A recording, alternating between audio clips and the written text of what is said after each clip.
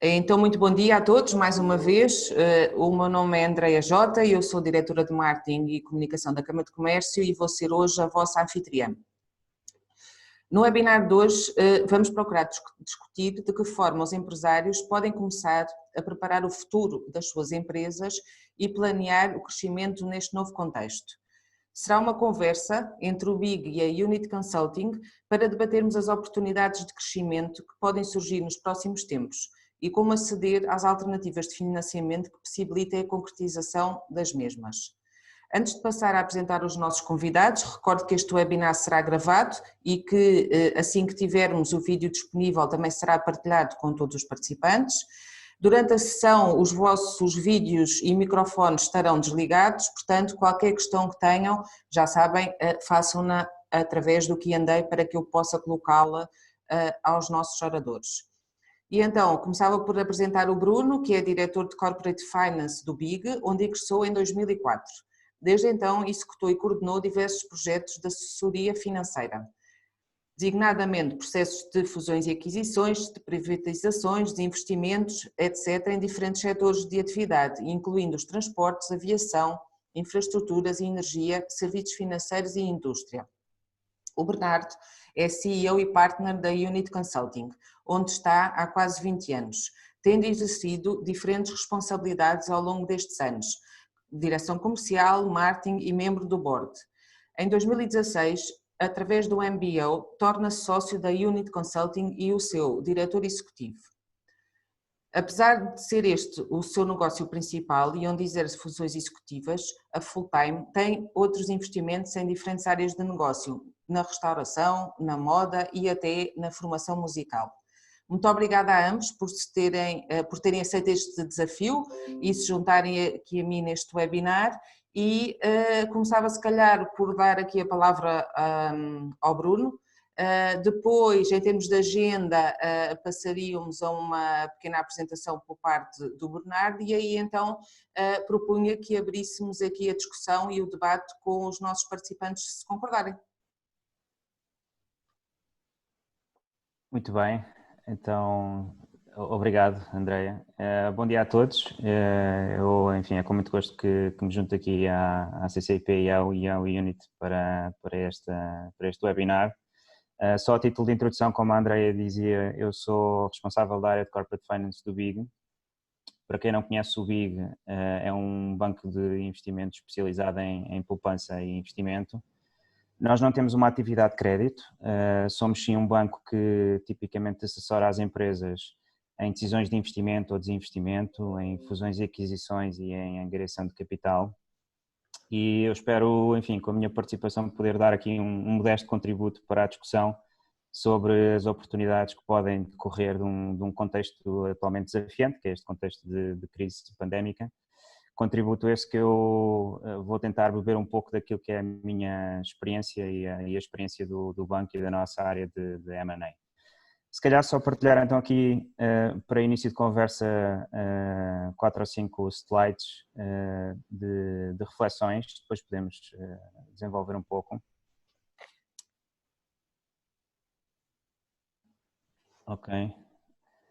E se calhar partindo aqui de uma perspectiva mais macro, depois enfocando em temas um bocadinho mais concretos. Nós estamos aqui a ter esta conversa sensivelmente 3 meses depois da declaração de crise pandémica pela Organização Mundial de Saúde. Aquilo que é relativamente óbvio já é que 2020 será um ano de forte impacto e de forte quebra no PIB, provavelmente também de forte aumento na taxa de desemprego, mas há também alguma expectativa de que após estes impactos mais negativos durante o ano de 2020 se assista a algum tipo de recuperação.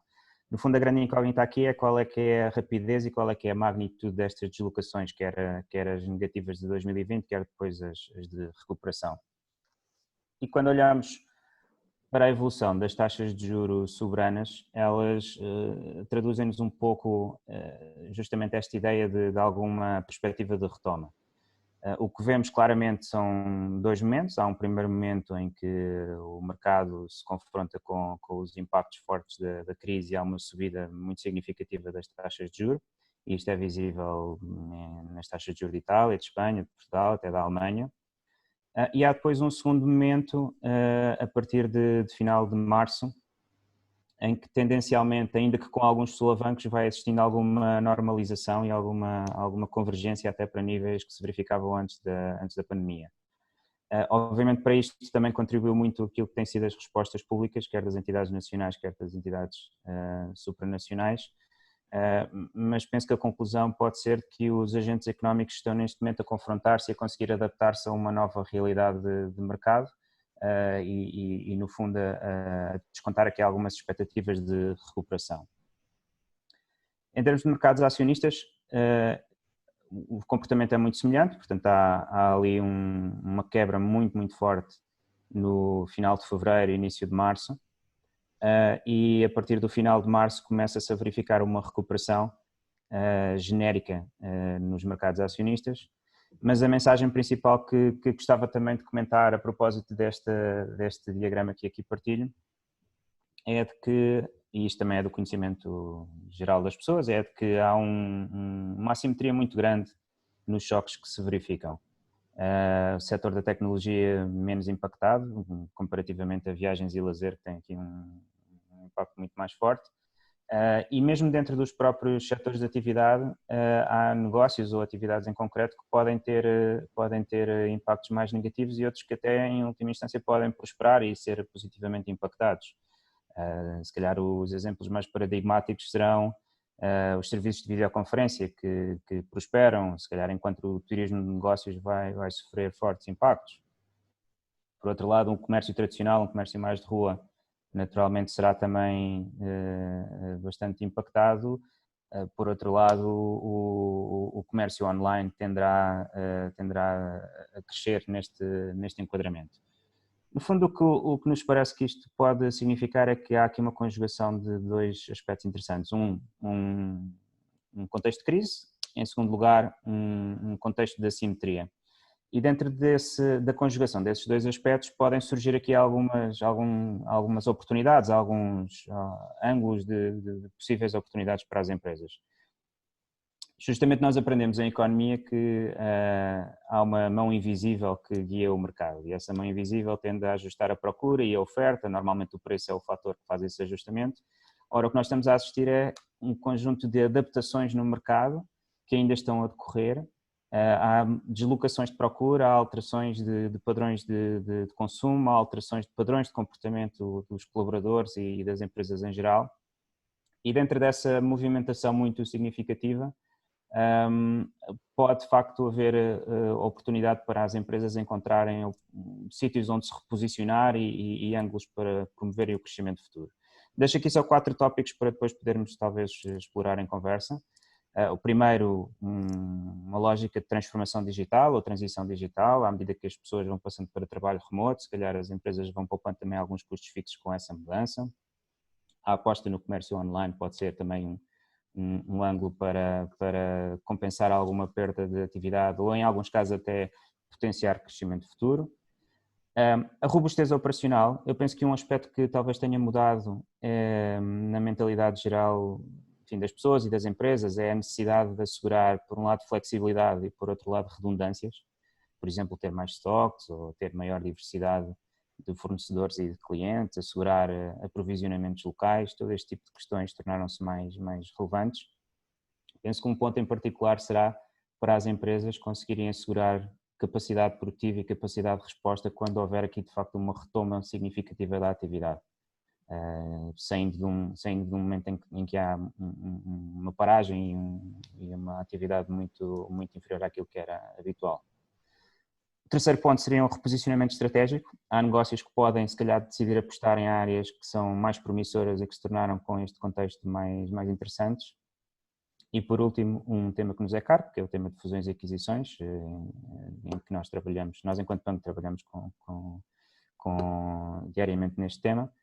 E penso que com 2 ângulos, pode haver um ângulo de facto das empresas identificarem oportunidades no mercado para adquirirem outras empresas e isso ser uma forma de crescer não orgânica. Outra possibilidade será a das empresas reforçarem a sua estrutura de capital e a sua estrutura financeira através de novos investidores que são captados também no mercado. E olhando para este tema das fusões e aquisições, deixo também só aqui uma nota. Há duas constatações que gostava de partilhar. Em contextos de crise continuam a existir fusões e aquisições e se olharmos para o passado vemos isso durante a crise financeira de 2007-2009 e durante a crise das dívidas soberanas. Há um abrandamento, é natural, mas continuam a existir operações de aquisições. E, segunda constatação, essas operações podem ocorrer inclusivamente com valorizações que são atrativas para os adquirentes. Os múltiplos EV/EBITDA, que são as métricas standard que se utilizam quando se analisam fusões e aquisições, tendem a diminuir nestes momentos, como podemos ver também uma vez mais pelo exemplo da crise financeira de 2007-2009.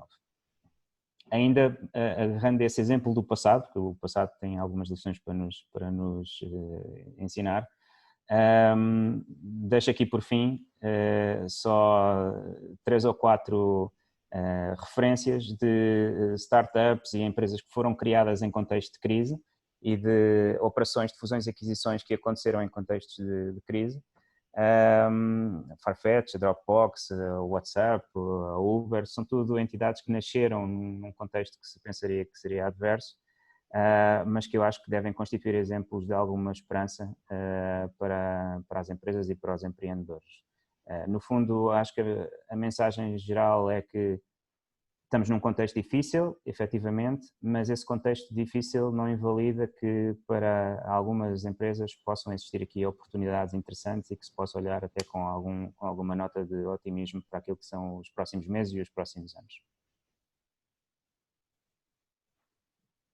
Obrigada, Bruno, pelas reflexões que entretanto já partilhou connosco e com a audiência e também pela nota de otimismo que é sempre relevante e daqui a pouco vamos também falar um bocadinho sobre que oportunidades é que são essas que estão disponíveis para as nossas empresas. Antes de passar aqui a palavra ao Bernardo, queria só lançar aqui uma primeira votação para conhecermos um bocadinho melhor a nossa audiência e perceber quais as áreas em que estas empresas foram mais impactadas pela Covid. E vou agora colocar esta votação online, vamos aguardar cerca de 1 minuto. De qualquer forma, Bernardo, se quiseres ir compartilhando a tua tela, ao Bruno pedia que... Sim. Enquanto que aqui a audiência vai respondendo. De qualquer forma, estamos a ver que as vendas estão aqui em lugar de destaque em termos da área mais impactada dentro das empresas que nos estão a ouvir hoje. Vou deixar aqui ainda mais alguns segundos para permitir que toda a gente vote.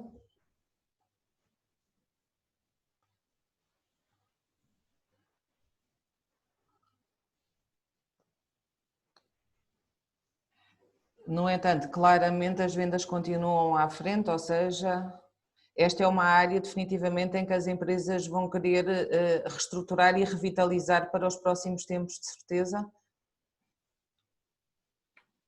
Aproveito para compartilhar então já aqui os resultados. Portanto, 77% afirma que as vendas foi a área mais impactada, depois bastante longe, com 26%, temos a área financeira e depois marketing, recursos humanos e logística com apenas 3%. É interessante estes resultados, não que sejam particularmente uma surpresa, não é? Mas é sempre bom perceber quem é que nós temos do lado de lá e até para ambos poderem, se calhar, afinar um bocadinho depois a nossa conversa um pouco mais à frente. E agora, Bernardo, passava-te a palavra. Bom dia, obrigado Andréia pelo convite, bom dia Bruno. Desde já agradecer ao Bruno este contexto macroeconómico e com umas tendências depois já mais ao nível das empresas, mas que nos permite contextualizar aqui este tema incontornável que é o impacto da Covid-19 e da pandemia que estamos a atravessar naquilo que são os desafios às empresas, e na prática volta a trazer às empresas aqui um conjunto de desafios, volta a trazer aqui aos empresários um momento de reflexão, ou de choque e de reflexão, em que se questionam muito o futuro dos seus negócios, perceber que passo é que temos que dar e no fundo perceber as dinâmicas que nos façam continuar a crescer, que no fundo é o mote principal desta nossa conversa. Olhando aqui um bocadinho para os últimos 20 anos, de uma forma assim um bocadinho simplista, nós podemos quase concluir que estes momentos de crise podem ser quase como cíclicas, não necessariamente todos focados na saúde pública, obviamente, mas se olharmos logo no início do século, a ameaça da Al-Qaeda com o ataque às Torres Gêmeas, depois tivemos a crise financeira em 2008, depois passámos pela Primavera Árabe também em alguns países do Magrebe, as crises energéticas também permanentes de diferentes origens e depois esta crise pandémica. Na prática, com a consolidação da globalização que fomos tendo, qualquer alteração significativa em alguma geografia tem um impacto considerável ao nível do comércio internacional, ao nível da economia, e necessariamente as economias abertas, como é a economia portuguesa, sofrem diretamente este impacto. Neste contexto, a gestão das empresas obriga a ter como premissa, ou pelo menos a segurança, de que nós não teremos nunca a informação toda para tomar decisões, nomeadamente ao nível do futuro, o que é que o futuro nos reserva. Na prática temos de ter aqui um conjunto de dados, um conjunto de informação relevante para podermos trabalhar, para podermos tomar decisões, mas com certeza, eu diria que traz também alguma insegurança, obviamente, que nunca temos a informação toda, temos sobretudo é que estar preparados. O objetivo é sempre continuarmos vivos, continuarmos fortes e continuarmos a crescer mais uma vez, que será incontornável para aquilo que são as empresas. Com esse slide, por favor. Relembrando aqui um bocadinho uma citação de Darwin, que diz que não é o mais forte que sobrevive, nem o mais inteligente, mas que é aquele que melhor se adapta às mudanças. E cada vez mais é esta a preocupação e a natureza das empresas. Nós sermos capazes de olhar em volta e perceber o que está a mudar, de que forma é que nós conseguimos dotar as nossas organizações de competências que mais facilmente nos adaptemos à mudança. Estas mudanças, dependendo do foco que traga ao nosso dia-a-dia, aos nossos mercados, exigem abordagens muito diferentes, exigem estratégias e ferramentas diversificadas, mas o foco passa sempre pela agilidade, pela flexibilidade, que são sempre as competências mais fortes para podermos competir. É importante que o líder, que o empresário tenha uma visão global daquilo que está a acontecer à sua volta, como dizia há pouco, também muito focado em informação e em dados relevantes para tomar decisões, nunca perder a visão global, usando aqui a metáfora da visão de floresta e não apenas da sua árvore onde está a atuar, ter uma capacidade muito, muito grande de foco e a organização estar bastante ágil para poder ser rápida a tomar decisões-chave. Nós temos que ser capazes de atuar hoje e continuar a competir e a crescer. Pegando aqui em algum enquadramento, passando aqui para um segundo slide, e olhando aqui para 3 dimensões para simplificar a abordagem, quando acontece este primeiro momento de disrupção com o Covid-19, sai logo uma primeira preocupação que é ao nível individual. Passa necessariamente pelo tema da saúde, pelo impacto na família, nas pessoas que nos são mais próximas, pela segurança, pelo emprego. Depois, numa lógica muito mais macro, ao nível socioeconómico, que impacto é que isto nos traz ao nível do consumo e ao nível dos mercados, que impacto é que isto traz ao nível das leis, que alterações é que existem, das regras de curto prazo, como também assistimos muito aqui, e depois mais na geopolítica, que impacto é que isto traz ao nível das relações internacionais, que eu diria que é a fase que estamos a passar agora, nesta saída, esperamos nós, do impacto do Covid. E depois ao nível do negócio. Ou seja, o que é que acontece no meu mercado? Que alterações é que existem no meu mercado em todos os stakeholders que estão aqui à volta da nossa forma, do nosso negócio? Que impacto é que tem ao nível financeiro, seja ao nível de financiamento, seja ao nível da tesouraria? E depois ao nível operacional. O que é que isto me traz do ponto de vista de negócio?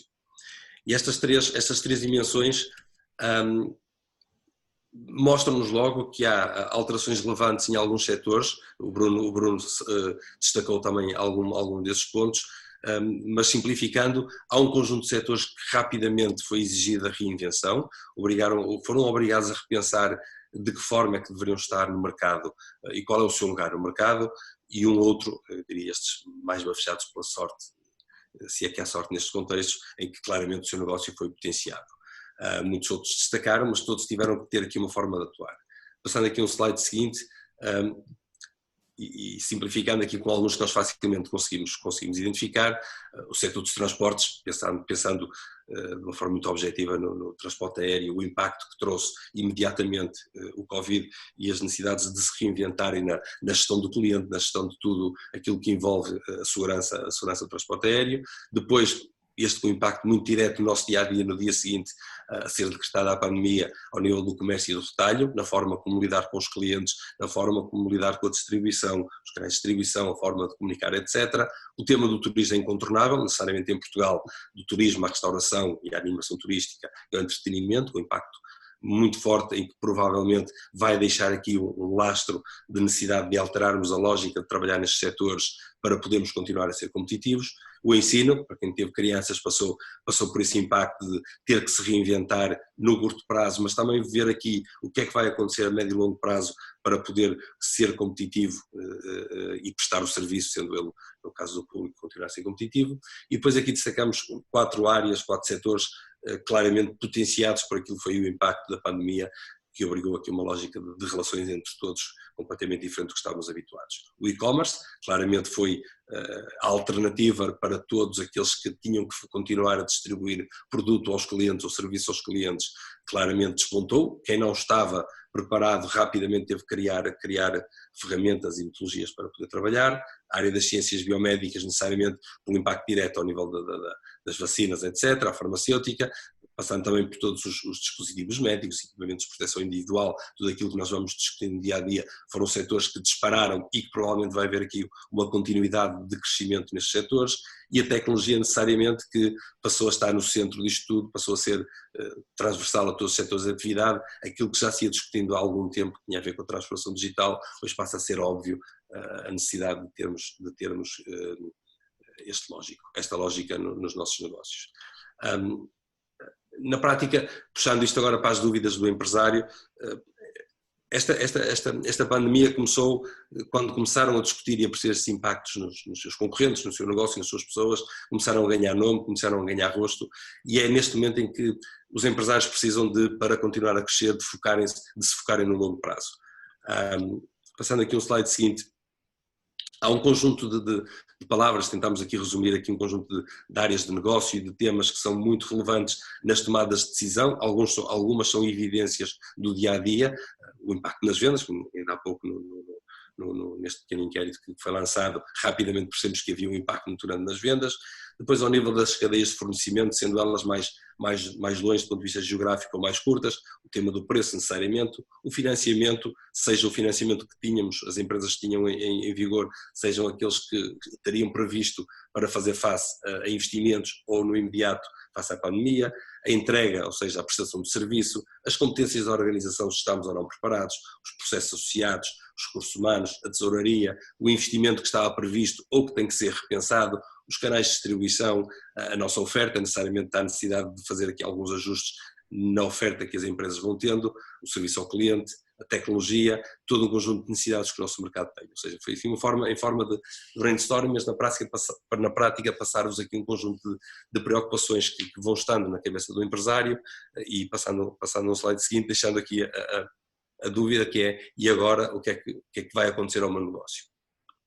Na prática, para que os gestores continuem a liderar as suas empresas e conduzir as pessoas da melhor forma possível, têm que rapidamente agarrar o planeamento do futuro e ter simultaneamente as rédeas do presente bem entregues. Esta forma quase, diria, bipolar de olhar para a frente, mas preocupar-me com o hoje, não passa por correr muito para trás e para a frente desta forma esquizofrénica, mas termos a organização muito bem montada de uma forma harmónica e eficaz, a 2 níveis. Ou seja, temos planos estratégicos, temos processos e recursos humanos e financeiros muito bem estruturados para que o negócio continue no dia-a-dia a seguir o seu rumo, mas ao mesmo tempo o empresário focado naquilo que vem à frente, preparando o caminho da empresa, o negócio, tentando antecipar, não de uma forma de adivinhar o futuro, mas tentando antecipar aqui algumas tendências, ter uma estratégia bem definida, ter um conjunto de ferramentas capazes de dar resposta para reagir rápido a estes, como eu dizia logo no início, a estas crises micro, macro-crises que permanentemente iremos ter, mais locais, mais regionais ou mais à escala global, mas queremos permanentemente nos adaptar do ponto de vista do negócio. com todas estas questões, e voltando um bocadinho mais ao tema, há múltiplos modelos, e queria agora pegar naquilo que é a organização das empresas, que resumo neste slide seguinte, que é, há múltiplos modelos, uns mais criativos que outros, mas nós aqui procuramos resumir isto de uma forma bastante simples, para ser uma base de trabalho, seja para uma pequena empresa, seja para uma empresa de maior dimensão. Claramente a estratégia no centro daquilo que é a forma de atuar das empresas, e depois 4 dimensões onde rapidamente as empresas se têm que focar. Seja ao nível da organização, como é que eu tenho a minha estrutura organizacional preparada e como é que ela comunica, as competências das minhas pessoas, a área financeira, seja ela ao nível do investimento, seja ao nível da tesouraria, e a área dos processos, como é que na prática eu consigo pôr a comunicar todas estas áreas. Isto são as preocupações que as empresas têm que ter, focando sobretudo no tema financeiro, conseguir ler bem as capacidades que existem, seja a curto prazo, seja a médio e longo prazo, qual é a resistência da nossa tesouraria, mas também ao nível do financiamento e do investimento. Para isso, necessariamente, estando aqui, não sendo um banco de concessão de crédito, o BIC, mas claramente tem essa noção que as demonstrações financeiras têm que estar muito bem afinadas, estruturas de capital bem equilibradas, e conhecer sobretudo aquilo que o Bruno também foi antecipando, que formas diferentes é que hoje existe de financiar a atividade e financiar o investimento. Passa muito por um conjunto de instrumentos da banca, típico apoio ao financiamento, mas também a procura de investidores de private equities, alguns instrumentos de capitalização do IFD, linhas protocoladas que a banca tem, incentivos comunitários, benefícios fiscais muito associados àquilo que é o investimento, ou seja, a área financeira tem que estar muito bem arrumada para que se possam tomar decisões com algum conforto, ou seja, para termos o curto prazo bem preparado e depois a capacidade para podermos crescer, para podermos investir de acordo com aquilo que serão os nossos desafios. Na prática, e de uma forma resumida, e passarmos aqui também à nossa discussão, algumas questões que depois entendam colocar, pode não chegar muitas vezes nós mudarmos, temos necessariamente que repensar aquilo que estamos a fazer. Muitas vezes não adianta correr muito se não sabemos para onde é que vamos, temos que confiar no futuro, mas acreditar que este futuro que as empresas estão a construir permanentemente condicionam muito o que nos vai acontecer. O foco no mercado é altamente relevante. Não estarmos só a vender aquilo que nós podemos fazer, mas sobretudo criarmos capacidade de fazer aquilo que nós poderemos conseguir vender. E com isto centrar muito a organização naquilo que vem do exterior, a percepção da mudança. Com certeza que a organização tem que estar preparada para se adaptar, para reagir, revendo permanentemente os planos estratégicos e de negócio, dotando a empresa de processos ágeis e fluidos, e sermos capazes de desenvolver os recursos que temos, sejam os humanos, sejam os financeiros, etc. O crescimento e a capacidade passa por conseguir termos esta agilidade, com visão, com flexibilidade para fazer face a esta e às crises que nós possamos vir a ter, ou desafios para ser, eu diria, uma perspectiva mais otimista, mas que na prática permanentemente nós teremos que enfrentar enquanto empresas e enquanto empresários. Obrigada, Bernardo, aqui também por partilhares connosco esta visão um pouco mais, eu diria, quase holística, não é? Do que é que os empresários devem olhar um bocadinho para os seus processos, quais as áreas de foco e dar aqui algum caminho e alguma visão de futuro também essa positiva para aquilo que nos espera. Entretanto, e por falar em visão de futuro e sentimento face ao futuro, eu aproveitava por partilhar aqui com a nossa audiência mais uma pequena pool no sentido de percebermos qual é o sentimento aqui da nossa audiência face ao futuro. Se estamos perante uma audiência mais otimista, moderada ou pessimista, também é importante.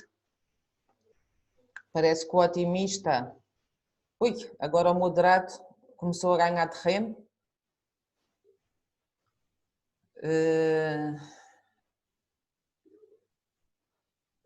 Bem, parece que não temos nenhum pessimista, o que é bom, mas otimistas e moderados andam ali taco a taco. A quem ainda não votou, eu reforço que era importante conhecermos a opinião de todos. Ainda temos aqui quase 20 participantes que não votaram, força, queremos saber a vossa opinião. Agora estamos empatados.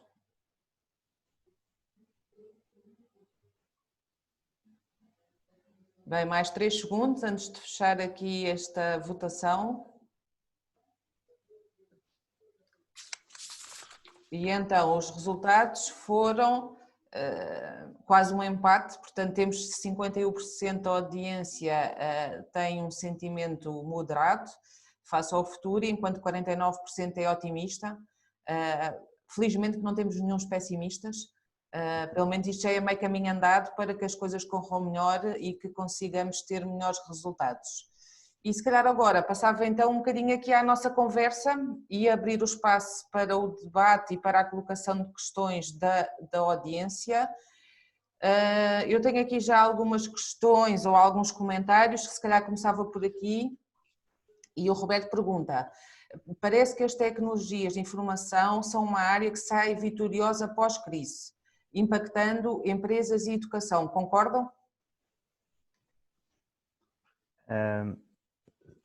Se calhar só dar duas ou três ideias. Genericamente acho que sim, mas acho que tecnologias de informação são uma área muito abrangente para se poder tirar uma conclusão tão taxativa. Sendo que ele refere que o foco será nas tecnologias da educação nas tecnologias de informação para a educação, portanto é do TEC, não é? Sim. Sim, a mim parece-me que naquilo que diz respeito à educação e negócios, o que aconteceu foi que demos um salto em 3 meses, que provavelmente só daríamos em 2 anos ou 3 anos. De repente coisas que nos diziam que eram impossíveis, o trabalho remoto, o ensino remoto, a coordenação das equipas todas à distância, tornaram-se rapidamente obrigatórios e por força da necessidade possíveis. E nessas áreas acho que sim, claramente que haverá aqui um crescimento muito forte e provavelmente há uma mudança de paradigma mais do que uma alteração contextual, será mais uma questão estrutural. Parece-me que devemos guardar ainda assim alguma nota de reserva só quanto a esse otimismo tão forte relativamente às tecnologias de informação. Aliás, eu salientava na nossa apresentação que, enfim, a transição digital será seguramente uma das áreas de aposta. Penso que as entidades devem ter uma certa cautela também com matérias de cibersegurança, porque a cibersegurança será uma área cada vez mais importante no futuro. Vemos que é um dos setores que está a gerar mais interesse. Nós próprios, nos nossos contactos com empresas e investidores, sentimos que é uma área muito interessante, mas ao mesmo tempo que é um estímulo e uma área de procura, pode constituir um desafio para a generalidade das organizações. Isto é, o risco de se verem confrontados com problemas informáticos ou ataques informáticos ou perdas de informação é sério e acho que as empresas têm que ter isso em atenção. Ao mesmo tempo, penso que poderão existir outras áreas dentro de tecnologias que podem não ser assim tão beneficiadas. Isto é, se estamos a pensar em empresas tecnológicas, mas cuja tecnologia é menos atual ou menos direcionada para estas novas tendências, não me parece que isso também vá fazer assim uma diferença tão grande. No fundo, só acho importante também comentar isto. Os macrosetores, obviamente, podem nos dar alguma informação sobre o que é que muda, mas acho que mais do que os macrosetores é o negócio específico das empresas e até as valências que as empresas têm nessas suas atividades. Não penso que pelo facto das cartas serem distribuídas aos diferentes setores, isso seja um vaticínio do destino fortuito ou infortuito para as empresas. Acho que elas próprias têm que pensar muito bem quais são as suas valências e onde é que devem apostar, independentemente de serem uma empresa de videoconferência ou uma empresa de turismo. Bernardo, queres acrescentar? Eu alargando aqui um bocadinho mais do que as tecnologias de informação, mas genericamente na tecnologia, eu diria que é incontornável a sua implementação ou a sua, como o Bruno dizia, a sua rápida adoção. Na verdade não há, já dizia o ditado, nada como a necessidade para aguçar o engenho, e, portanto, de facto, sendo confrontado com os problemas que tivemos de adaptação, a tecnologia foi fundamental. As tecnologias de informação são críticas, fala-se muito de Big Data no resumo de toda a informação para a tomada de decisão, na preparação das nossas pessoas, ao nível da formação, da preparação de competências, depois ao nível interno das organizações, a tecnologia também é altamente relevante para pôr os diferentes corpos internos em comunicação, juntando o tema financeiro com a área do CRM, com os ERPs, etc., no fundo para facilitar a tomada de decisão e sobretudo para agilizar tudo aquilo que são processos internos da organização. Esta adoção de tecnologia muitas vezes é feita de uma forma, eu diria parcelar, ou seja, não casada, não tentando vê-la no conjunto das necessidades que a organização tem, mas vamos adotando-a de forma muito parcelar, sem a preocupação de lhe dar aqui um contexto de comunicação e de equilíbrio, mas claramente as áreas ou os setores onde ainda não havia essa implementação, no caso da educação claramente não estava 100% implementada, apesar de algumas iniciativas já, vem trazer isto rapidamente para a ordem do dia e tem que ser adotado a todos os níveis. Se calhar aproveitava agora para introduzir aqui uma questão que é, existe alguma tipologia de empresas que estão melhor posicionadas para crescer, ou seja, daquilo que vocês têm acompanhado, tanto a nível do BI como na Unit, há algumas empresas que estão melhor posicionadas e sim, que fatores diferenciadores elas têm face às outras que estão menos, não é? Se calhar seria importante aqui partilhar alguma informação com os nossos participantes. Ok. Sim, eu posso comentar rapidamente.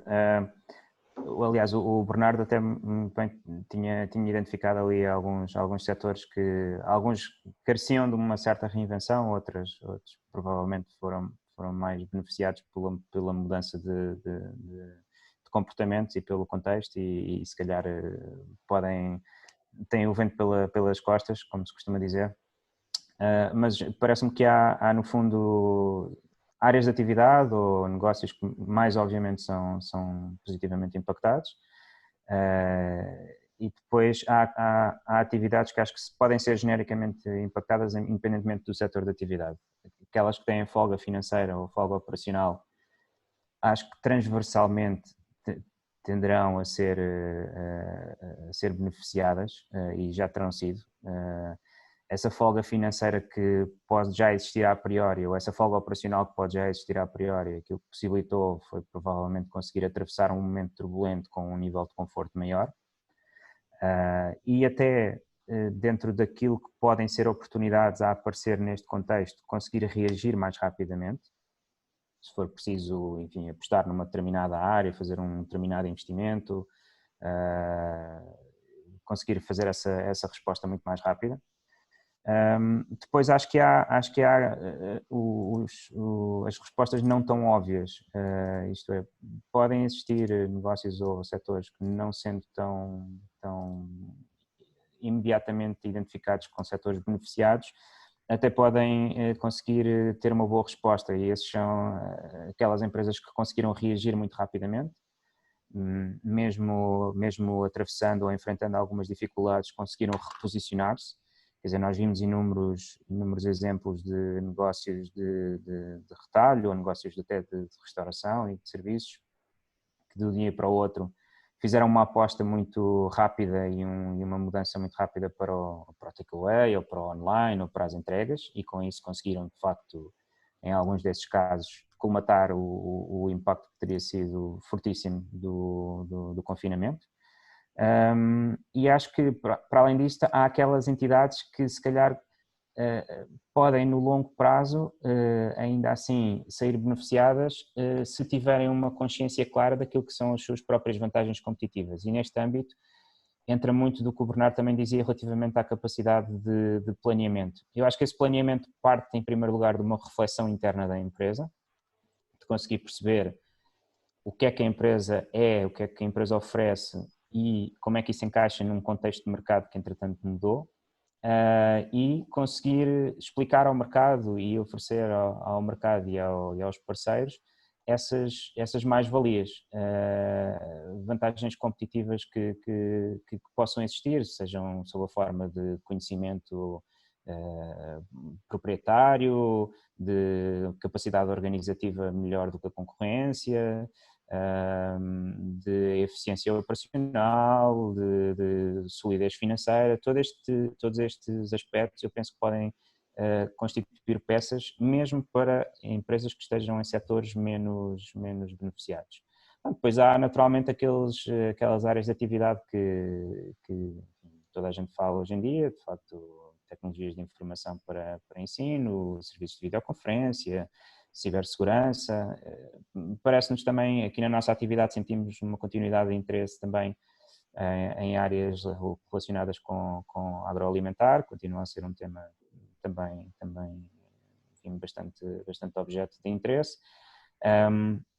Na indústria, por outro lado, eu acho que os desafios que se colocaram não significam uma diminuição de interesse, mas significam sim uma mudança da forma como as coisas são analisadas.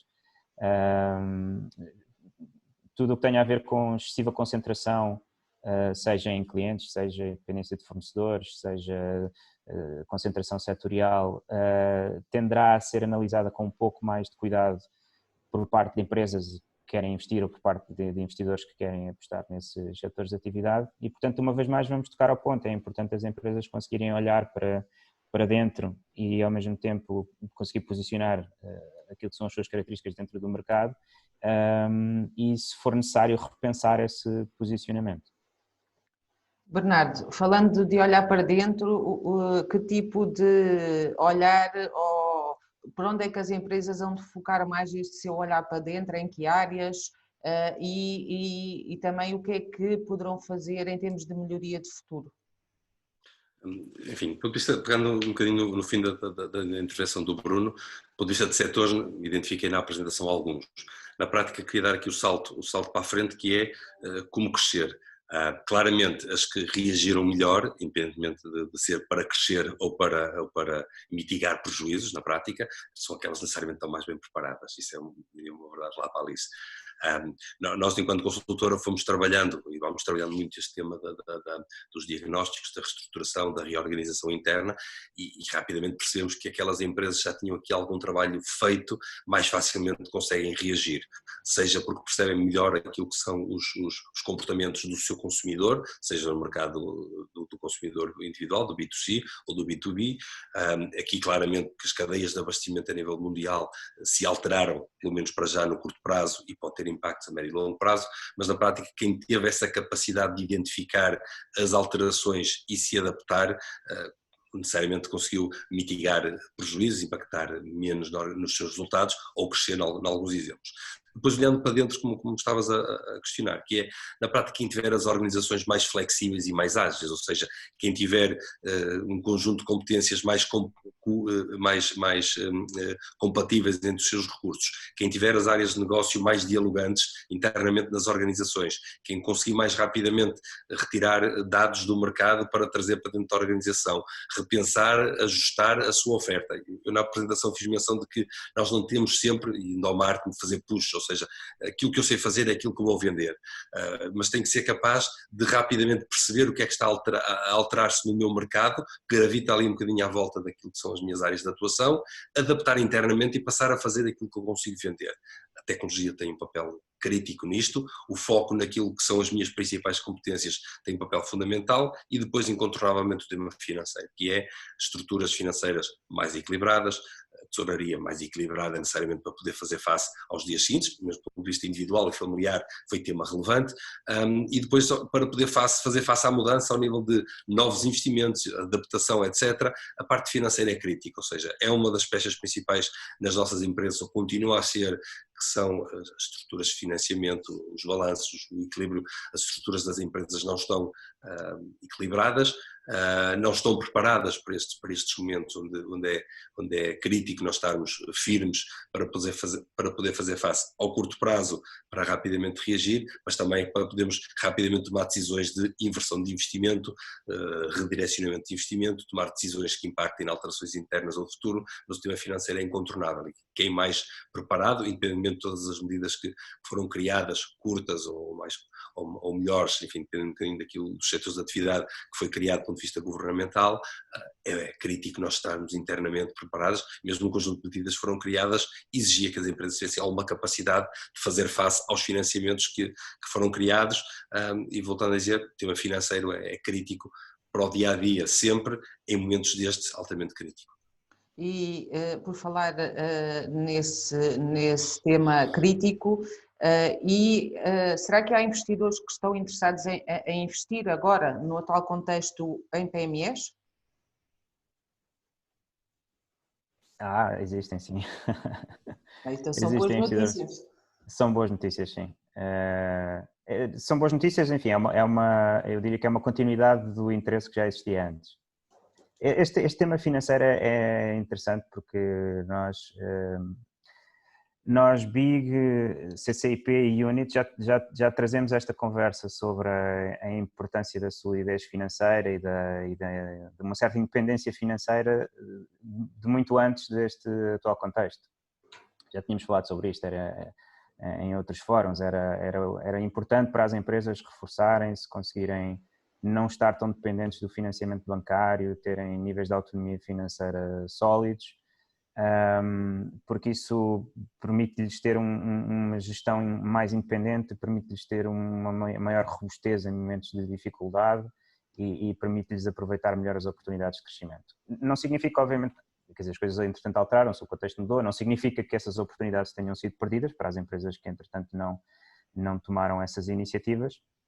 Significa que aquelas que já o tinham feito antes provavelmente partem de uma posição de vantagem, mas continuam a existir aqui várias formas de reforçar a estrutura financeira. O interesse de investidores nas empresas continua a existir. Eu falando numa ótica de fusões e aquisições, que enfim que é aquilo que é o meu métier diário, posso de facto atestar que continua a existir interesse da parte de investidores nas empresas. Há uma alteração naturalmente na forma como os investidores olham para as oportunidades.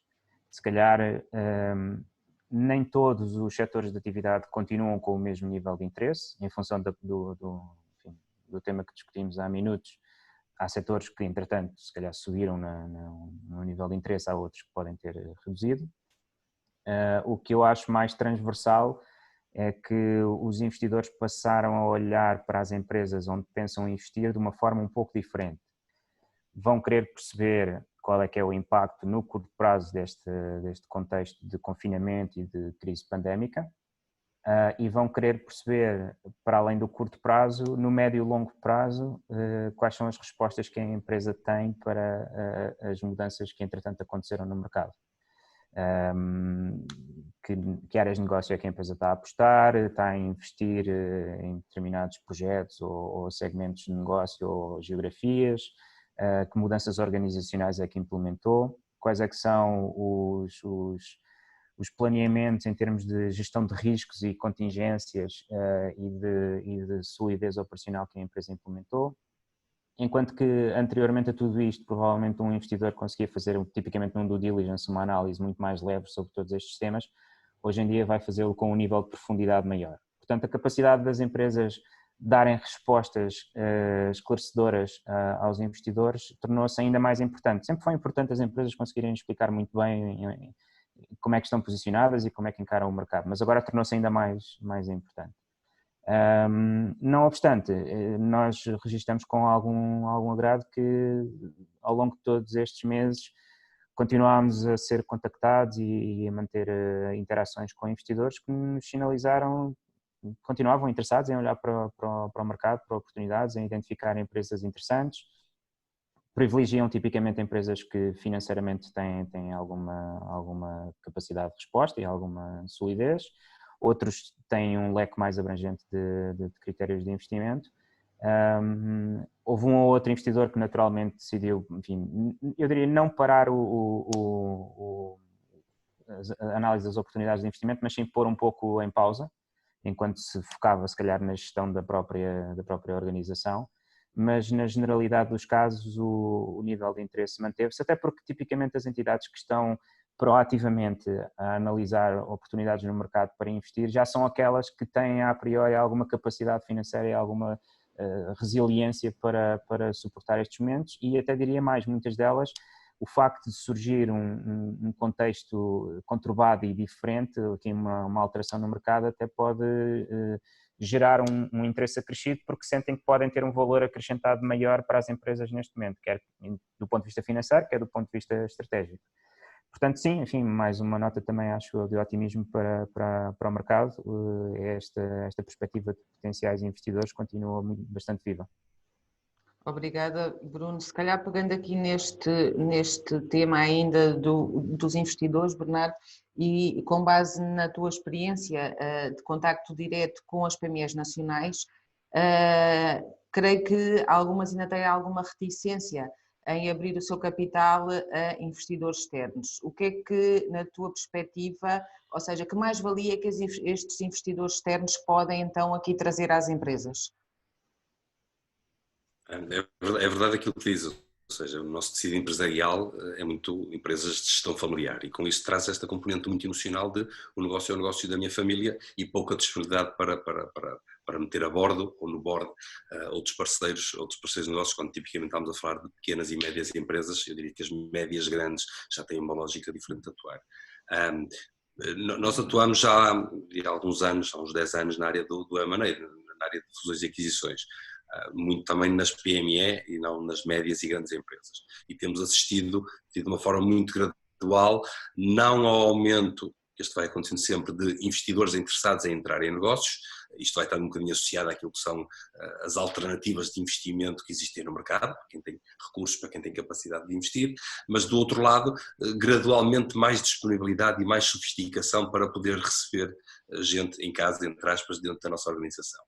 É evidente que neste momento começa a haver este movimento dos dois lados, ou seja, por um lado, mais investidores, como o Bruno dizia, a quererem entrar, seja porque querem crescer por aquisição no seu setor de atividade, seja porque querem reforçar-se crescendo a montante e a jusante naquilo que é o seu setor e a sua área de negócio onde atuam, seja do ponto de vista de investidores privados que querem outras alternativas e aumentar as rentabilidades. Do lado das empresas, começa a haver hoje alguma procura. Nós atuamos muito na área do investimento e ao estarmos muito junto à área do investimento das empresas, apanhamos nesta fase, diria permanentemente, mas esta fase foi bastante mais evidente, processos de investimento a meio, em curso, e que esta crise lança aqui um desafio adicional porque acaba-se o dinheiro, fica mais difícil o acesso ao financiamento, lança aqui necessidades extra de financiar a atividade, seja o projeto de investimento que está em curso, seja o conjunto do negócio,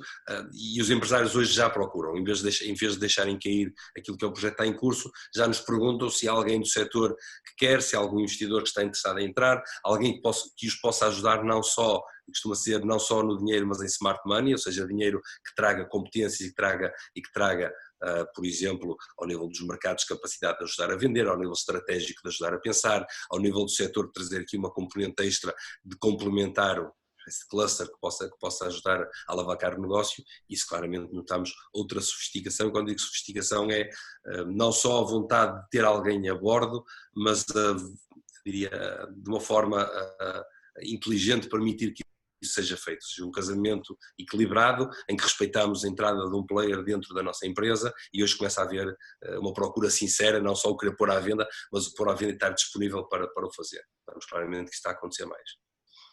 Temos aqui uma questão também mais da audiência. O Pedro pergunta, poderemos assistir a um crescimento ainda superior dos processos de concentração, M&A, que determinem uma menor competitividade em diversos setores da indústria? Bruno, se calhar começava por si. Sim, eu acho que podemos assistir de facto a concentrações, porque as entidades que têm maior capacidade de resposta provavelmente estarão predispostas e até, eu diria, proativamente interessadas em continuar a analisar oportunidades para consolidar o seu negócio, ou entrar em novos segmentos de negócio que possam diversificar ou complementar aquilo que já fazem, ou entrar em novas geografias. E isto acontece ao mesmo tempo que provavelmente surge um conjunto de entidades no mercado em que a receptividade para vender é maior. todas aquelas que se calhar atravessam momentos de maior perturbação financeira ou de mercado, ou que sentiram com esta crise que estão mais vulneráveis do que aquilo que pensavam e, enfim, alguns empresários podem se ter assustado um pouco legitimamente, podem se ter assustado um pouco com este contexto e equacionar uma venda. Portanto, eu acho que a primeira pergunta, a resposta é sim, acho que pode de facto acontecer aqui alguns movimentos de consolidação. Punha uma nuance em cima dessa resposta, a nuance é que essa tendência de consolidação já vinha de antes do contexto de crise pandémica, portanto acho que não vai ser uma novidade, já havia alguma consolidação a acontecer no mercado nos últimos anos. E temos também de ter sempre em mente que, obviamente, à medida que não podemos pensar só em consolidação como o driver do mercado. Ao mesmo tempo que vão existindo operações de consolidação no mercado, vão surgindo outras empresas, vão sendo criadas novas ideias, novas formas de abordar o mercado e isso também cria dinâmica competitiva e continuará a acontecer. Sobre se isso vai gerar algum acréscimo de concentração no ponto de vista se calhar, concentração de mercado naquele sentido menos desejável, tenho algumas dúvidas, porque sinceramente a ideia inicial no fundo que partilhava é de que há uma mudança muito rápida que aconteceu no mercado e que provavelmente vai continuar a acontecer nos próximos meses e nos próximos anos. Setores tradicionais obviamente podem estar sujeitos tradicionais e inalterados, podem estar sujeitos de facto a haver aqui uma maior concentração, mas eu acho que é muito, muito comum a muitos setores de atividade que há um novo paradigma de comportamento, há um novo paradigma de relação com o mercado, de relação dentro das próprias organizações e sinceramente acho que essa força e essa tendência é mais forte do que a tendência de consolidação, concentração das empresas, em que se ficasse tudo igual, de facto, enfim, concentrava-se ali o poder de mercado naqueles grupos, mas sinceramente acho que essa concentração vai ser desafiada por mudanças no mercado que vão acontecer ao mesmo tempo. Enfim, portanto acho que estaremos cá daqui a uns meses e daqui a uns anos para olhar para trás e tentar perceber como é que tudo isto se desenrolou. É difícil vaticinar aqui, acho, uma tendência muito clara. Bernardo, não sei se queres acrescentar mais alguma coisa. Sim, eu concordo com o Bruno, ou seja, este fenómeno das concentrações e diferenciando as concentrações positivas para o mercado e não as nocivas para os mercados, é um processo que já vinha acontecendo. Em Portugal em concreto, estamos a falar de um tecido empresarial de muitas microempresas e necessariamente para ser competitivo hoje em dia tem que se ganhar alguma escala ou ganhar aqui um conjunto de sinergias e portanto esse processo de concentração, diria mais de crescimento, já se vinha assinalando. Hoje com este impacto dessas crises que vamos assistindo, eu penso que isso só acelera a dois níveis. Quem tem mais capacidade tem mais oportunidades para poder fazer esse tipo de crescimento ou usar esta premissa de crescimento. Quem está menos preparado mais rapidamente está exposto para poder ser comprado, para poder ser acoplado a outro tipo de estruturas e portanto eu diria que este processo já vem acontecendo e vai seguramente ir acontecendo ao longo dos anos. Eu acho só um comentário adicional a este ponto.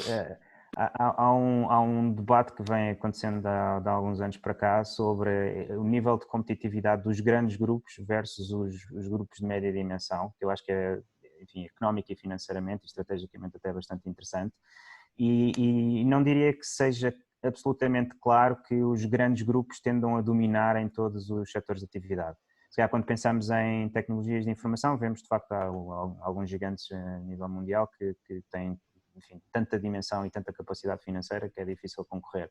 Mas há outras áreas de atividade em que os grupos de média dimensão de algum posicionamento geográfico mais específico têm uma capacidade de resposta local maior e de flexibilidade maior que os torna competitivos mesmo perante grupos de grande dimensão a nível internacional.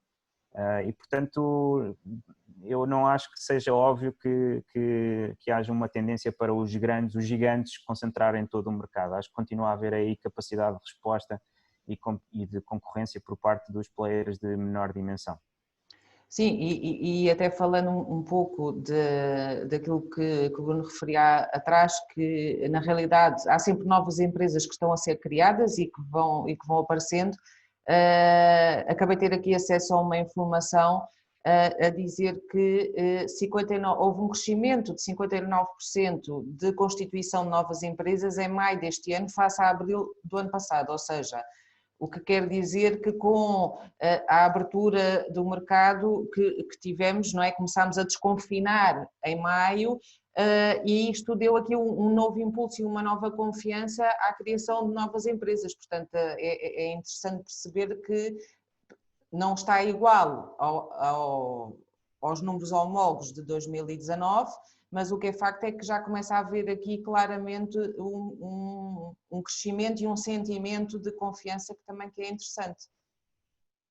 E já agora gostava de lançar aqui uma última votação, que gostávamos de saber quais são os principais desafios que as organizações enfrentam nos próximos meses. Até porque eu depois gostaria que o Bernardo pegasse um bocadinho aqui nos resultados desta pool e que pudesse falar um bocadinho então sobre aqui as preocupações e os desafios que estas organizações estão ou que estão a enfrentar já ou que estão a pensar que irão enfrentar. Portanto, a tesouraria é claramente um grande desafio.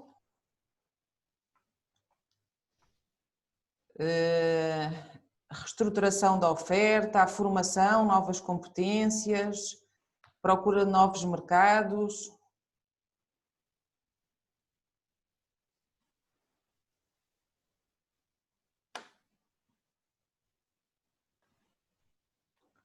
A tesouraria realmente continua a ganhar terreno, sendo que as outras áreas estão muito equiparadas, exceto uma, ou seja, nenhuma empresa da nossa audiência, pelo menos para já, está preocupada com a procura de novos investidores. Se calhar há aqui uma oportunidade, Bruno, para explicar um bocadinho mais em detalhe os benefícios que esses novos investidores poderão trazer aqui para os empresários e reforçar um bocadinho esta ideia. Sim. Bem, eu vou fechar então e partilhar convosco os resultados. Portanto, a tesouraria então é líder em termos de desafios para os próximos tempos e depois temos a reestruturação da própria oferta. Ao fim e ao cabo isto vai um bocadinho de encontro àquilo que o Bernardo há pouco dizia, de nós não vamos vender aquilo que queremos vender, temos que vender aquilo que o mercado quer comprar, não é? E temos que fazer um bocadinho essa reestruturação e olhar para o nosso portfólio de produtos ou serviços.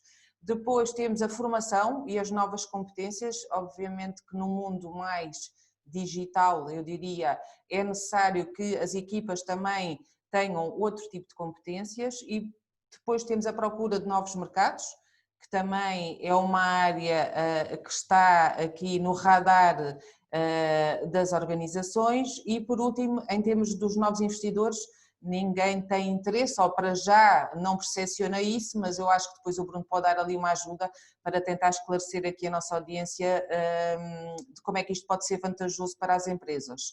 E agora, Bernardo, se calhar pedia-te aqui alguma reflexão e alguns tópicos, ao fim e ao cabo, de quais são as teclas fundamentais que as empresas devem tocar um bocadinho para fazer face aqui a estes desafios.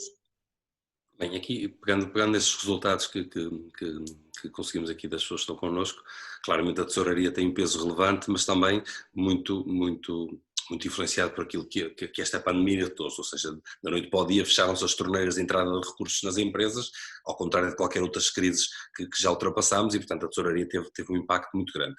Pegando nas outras três áreas aqui identificadas, de facto são os desafios permanentes que as empresas têm que ter. Nós notamos que normalmente as empresas que vêm fazer trabalhos connosco ao nível da reflexão estratégica, da reorganização, de fazer aqui algum tipo de mudança na organização, trazem sempre um primeiro sintoma. E esse sintoma normalmente é diverso, ou seja, ou porque detectam alguma quebra nas vendas, ou porque notam alguns problemas na cadeia de abastecimento ou no processo logístico, ou porque notam ao nível financeiro ou de tesouraria, agora pegando naquilo que este resultado nos traz, também começam a notar aqui alguma fragilidade. Enfim, há sempre qualquer coisa um bocadinho como nós na saúde, há sempre qualquer coisa que nos dá aqui a primeira dor. O relevante aqui é nós conseguirmos ir um bocadinho mais a fundo e perceber se aquela dor é só aquilo mesmo e tratar de uma forma isolada, ou se normalmente por trás tem um conjunto de outras evidências que faz com que tenha que ser tratado, como dizias há pouco muito bem, de uma forma mais holística, ou seja, percebermos as organizações são muito, eu diria, as áreas das empresas influenciam muito todas as outras e, portanto, um problema da tesouraria pode não ser só motivado pelo tema de Covid, pode ser só porque o tema da rentabilidade está maltratado, porque o tema das compras está maltratado, porque há aqui ineficiências na organização que provocam custos acrescidos, reduzindo a competitividade e logo a capacidade de financiamento. Pode ser a própria estrutura de financiamento das empresas que não está adequada àquilo que é o seu setor de atividade, a adequação entre pagamentos e recebimentos que também gera este tipo de desajustes nas organizações. Na prática, servindo aqui quase como exemplo aquele trabalho que nós vamos fazendo, que é a grande preocupação que nós tentamos passar aos empresários, é sempre que há aqui uma primeira evidência de fragilidade que entendemos que pode ser tratado, é fundamental nós olharmos para dentro da organização e ir percebendo onde é que isto começa. Começar a perceber de que forma é que as áreas das empresas estão organizadas, de que forma é que isto dialoga internamente para perceber o impacto que isto traz. Pegando agora um exemplo um bocadinho mais simples.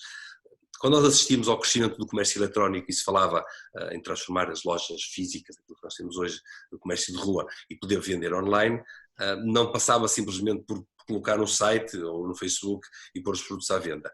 Essa era a primeira preocupação, eu quero ter um canal alternativo, um canal de distribuição alternativo, mas na prática os desafios que ele trazia para dentro da organização eram um conjunto de áreas que se tinha que atuar, desde logo do ponto de vista de produção e logística, que é completamente diferente de ter o produto no armazém ao fundo da loja, ou ter que preparar, acondicionar, embalar para fazer entregá-lo, nem que seja só a nível nacional. Do outro lado, se for a nível internacional, coloca logo um tema de legislação, que a Câmara de Comércio trata muito bem ao nível daquilo que são as exportações, etc., traz um desafio adicional.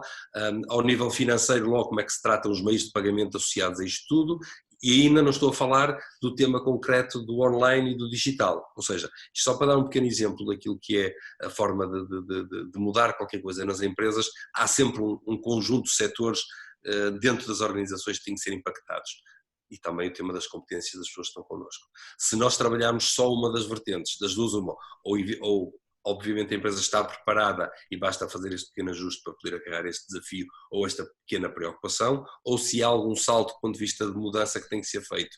Necessariamente isto tem impactos diversos dentro da organização. E se isto não é acomodado, normalmente o salto é para um momento ainda mais complicado, que é dar um salto maior do que a perna, ou seja, projetando a organização para um paradigma onde não acomodou um conjunto de necessidades, um conjunto de preocupações que necessariamente se impactam. Obrigada. Se calhar então, e uma vez que já ultrapassámos aqui um bocadinho o nosso tempo da sessão, deixava uma última questão para cada um de vocês. Bruno, retomando então o tema dos investidores, porque é que fazer uma aquisição de outra empresa pode ser uma boa opção para a empresa e para o empresário? Em duas vertentes, acho, diferentes, que podem resultar como atrativas para as empresas. A primeira, que é mais oportunística, é a questão do timing de mercado. Portanto, na apresentação que eu partilhei, víamos claramente que durante a crise financeira em 2007, 2009, o múltiplo EV/EBITDA, o múltiplo é tipicamente, enfim, a valorização que se paga por uma empresa que se adquire, tende a corrigir um pouco em baixa num momento de crise. Isso também pode refletir duas coisas. Pode refletir, por um lado, um maior grau de conservadorismo nas avaliações que se faz. Pode refletir, por outro lado, também alguma redução da atividade ou da rentabilidade das empresas momentânea durante aquele prazo. Mas, neste atual contexto, há empresas que, enfim, terão sido impactadas, há uma certa incógnita relativamente a tendências de mercado e isso proporciona algumas oportunidades para quem esteja ativamente à procura de investir, para consolidar, para adquirir novas empresas, para entrar em novos segmentos de negócio, entrar em novas geografias. E acho que a vantagem que isso proporciona, mais do que ser propriamente uma decisão oportunística, é o fomento do crescimento. O crescimento orgânico pode, por vezes, demorar um pouco mais de tempo a desenrolar, há que preparar as coisas, há que há que começar muitas vezes do zero, esperar pelos resultados desse crescimento, enquanto que o grande aporte que as aquisições podem trazer é de facto um salto mais rápido nesse crescimento, e ao proporcionar um salto mais rápido automaticamente também está a deixar a empresa numa condição de reagir ao mercado mais prontamente no espaço de poucos meses ou poucos anos do que por via do crescimento orgânico, que obviamente também terá os seus méritos. Não estou aqui a dizer que é sempre preferível crescer por aquisições, mas há de facto, acho, alguns argumentos que devem ser atendidos a isso. E nesse âmbito as empresas podem fazê-lo autonomamente ou reparamos obviamente que a procura de novos investidores não é uma preocupação das empresas, curiosamente. Só queria salientar que novos investidores nas empresas podem ser uma forma de resposta a todas as outras preocupações que estavam naquele inquérito: tesouraria, entradas em novos mercados, formação, reestruturação da oferta, e casa muito bem até a entrada de novos investidores numa empresa com a dotação de uma maior capacidade financeira para essa própria empresa ir ao mercado adquirir outras empresas ou concorrentes ou em outros segmentos de mercado ou até em novas geografias. Portanto, acho que há argumentos que podem fazer sentido, obviamente dependendo de caso a caso das empresas. Ok, neste caso, claro, o que poderemos aqui também partilhar com as empresas é que, se tiverem dúvidas e que poderão contactar diretamente o BIG, até para esclarecer algumas questões que possam ter mais individualizadas. Eu irei partilhar as vossas apresentações com os participantes. Em ambas têm os vossos contactos, portanto, aquilo que eu também pedi às empresas é que, se tiverem mais dúvidas e se quiserem discutir algum caso mais pessoal, obviamente que tanto o Bruno como o Bernardo estarão à vossa disposição. Bernardo, para finalizar e fecharmos este webinar, que dicas ou sugestões deixarias aqui às empresas para os próximos passos de planearem este crescimento no novo contexto? E de que forma é que, obviamente, a Unit poderá ajudar e ser útil às empresas nesse sentido? Diria que fazer de uma forma muito rápida um primeiro overview ao seu negócio, rapidamente perceber se há alterações no seu mercado, ao nível do consumo, dos seus clientes, e perceber que tipo de alterações é que isto traz. E depois olhar para dentro também de uma forma muito radiografada, ou seja, olhar para o tema financeiro, olhar para as competências das pessoas e olhar para os processos que eu tenho. Quanto mais ágil eu conseguir criar, quanto maior agilidade eu conseguir criar na minha organização, mais facilmente eu consigo me adaptar a novos desafios ou a novos problemas ou a novas crises. Se eu conseguir ler rapidamente o que é que está a acontecer fora, olhando para a minha concorrência, olhando para os meus clientes, olhando para aquilo que são os desafios que esta oferta hoje pode trazer no mercado ao nível da distribuição e ao nível das cadeias de abastecimento, e depois olhar para dentro para a minha equipa, perceber, ou para os meus recursos, perceber como é que eu estou ao nível das competências, se a minha equipa está ou não preparada para fazer estes pequenos saltos que na prática vão resultar na organização com um grande salto, de olhar para dentro dos processos, perceber como é que eu tenho a organização a comunicar entre si, como é que eu consigo rapidamente ir buscar informação fora, trazer para dentro de casa, tomar decisões, adaptar a oferta, adaptar os processos, adaptar a produção se for o caso, etc.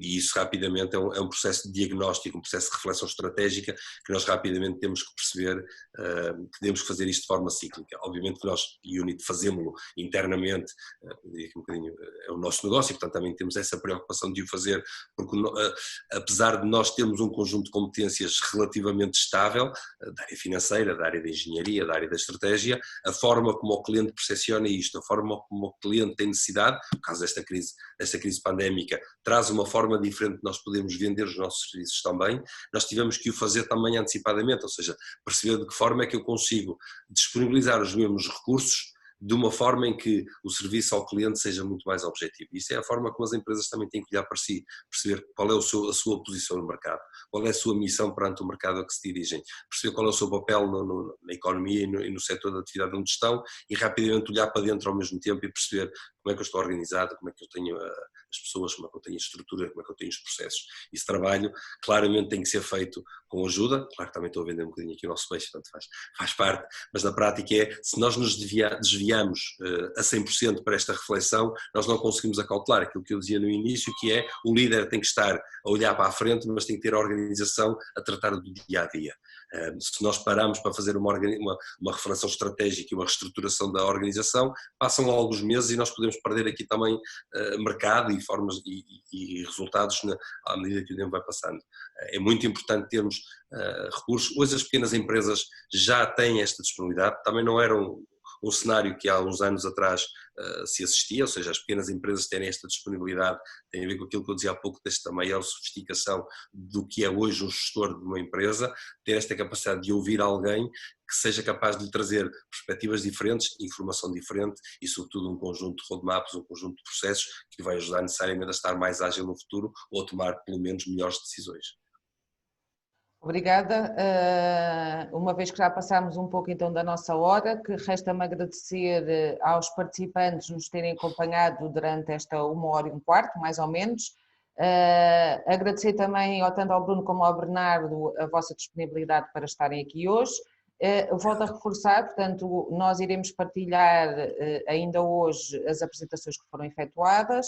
E assim que for possível e que tivermos o vídeo no canal do YouTube da Câmara de Comércio, também esse link será partilhado. Muito obrigada. Bruno, Bernardo, não sei se querem dizer alguma palavra final. Só de agradecimento, André. Boa tarde. Foi um prazer. Obrigada aos dois e até breve. Obrigada. Obrigado.